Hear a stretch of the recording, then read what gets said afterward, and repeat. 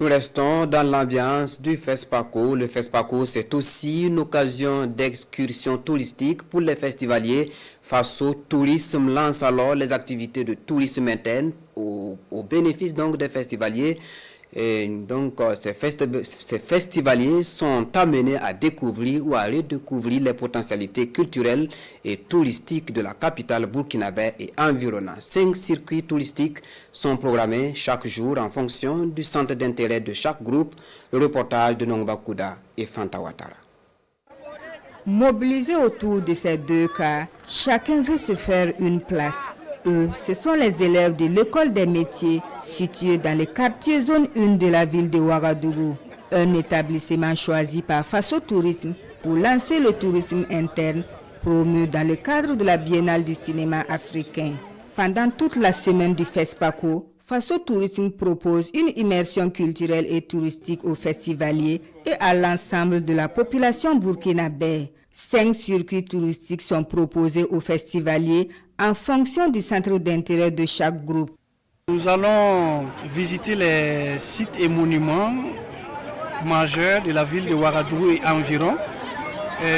Nous allons visiter le mémorial Thomas Sankara, le musée national, le mémorial aux héros nationaux. Nous allons également intégrer le faux départ du Moro Naba et également visiter les sièges du FESPACO, la cinémathèque surtout, où on pourra montrer un peu comment un film se tourne, quels sont les matériels utilisés. Ce matin, on se rend au site touristique de Lango pour aller visiter les structures qui se trouvent là-bas. Et puis ensuite, on va se rendre au FESPACO. Je suis très content.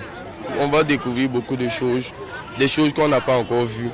Et puis ensuite, on peut venir dire à nos camarades aussi de s'y rendre que c'est intéressant. Faso Tourisme prévoit 4 à 5 départs par jour avec environ 200 excursionnistes. Le coût de participation est fixé à 1 000 francs CFA pour les enfants et 2 000 francs pour les adultes. Et les inscriptions se font par appel téléphonique ou via les plateformes électroniques. La participation, c'est facile. Vous allez sur la page Facebook de Faso Tourisme.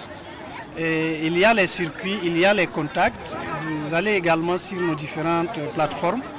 Et je crois qu'il y a des numéros qui sont disponibles par message WhatsApp. Et voilà, on invite la population à aller vers nos plateformes surtout. Pour le premier responsable de Faso Tourisme, le développement du secteur du tourisme nécessite une intégration du tourisme interne dans les habitudes des Burkinabés. Il invite par ailleurs les travailleurs du public, du privé, tout comme du secteur informel à saisir cette unique occasion de découvrir le Burkina sous toutes ses facettes.